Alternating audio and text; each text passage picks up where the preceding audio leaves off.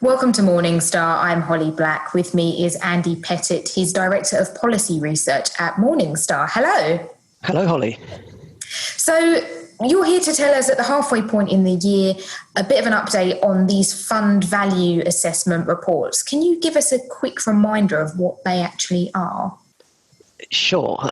So it's difficult to get excited about regulation, but I do think this one is certainly worthy of that. What I like about it is that it really compels the directors of fund companies to put themselves in the shoes of their investors and give an honest appraisal of how their funds have done during the course of a year. And out of this, what we're hoping for is that fund companies maybe reassess their fees or their ranges where they're maybe not providing value for money for investors. Is that right? Yeah, so specifically what they've got to do is assess themselves. I kind of think of it as like doing a performance appraisal at work. And typically you get some people that take the opportunity to showcase what they've done well and where they'd like to improve. And you get others that treat it much more as a tick box exercise. And I think that's kind of how things are playing out in this case as well. But the onus is really on directors to consider their funds in the context of the fees they charge and come out with an opinion on whether that has offered good value or not. So we're 6 months into these reports now. What are some of the key findings that you've seen so far? Yeah, so we've seen about 25 or so companies published so far. So we're probably about a third of the way through in terms of number of funds so far. And it's been great. I think there's two angles. One is the reports themselves, which I'll come back to in a second. But in terms of the results that they've generated, I think we've seen a few funds closing as a result of it, or at least linked to the assessment process. We've certainly seen a number of funds reduce their fees, and most impactful of all has been firms moving their unit holders from more expensive share classes into equivalent lower cost ones.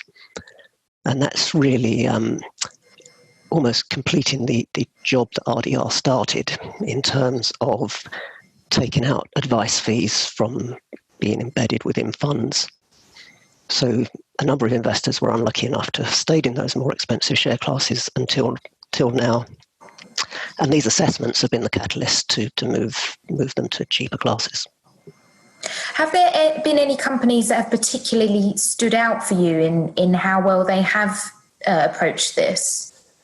Yeah, I think a few stand out, either in terms of the quality of their reports, in terms of how well they explain the purpose of the report and the process that they've undertaken, and also in the actions that they've taken. So people like Vanguard, Columbia Threadneedle with a big range of funds, Rathbones. So, yeah. So at the halfway point in the year, what's the outlook for the rest of the year? Lots more of these to come, and do you think they'll get better as they go?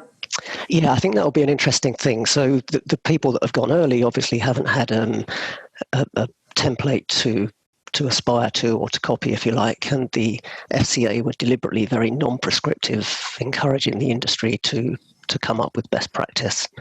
So it'll be interesting to see whether the ones that are yet to come take on some of the good points of people that have gone before them. Are there any improvements in the reports themselves that you would like to see? Presumably they haven't all been fantastic. No, as I say, I think some have been much more a check-the-box exercise, very specifically answering in the briefest form the 7 points that the FCA asked them to consider at a minimum. So the better ones, to my mind, give a bit more context and explanation of why this is being done, the kind of things that are being looked for, and the process that the firm goes through. Andy, thank you so much for your time. For Morningstar, I'm Holly Black.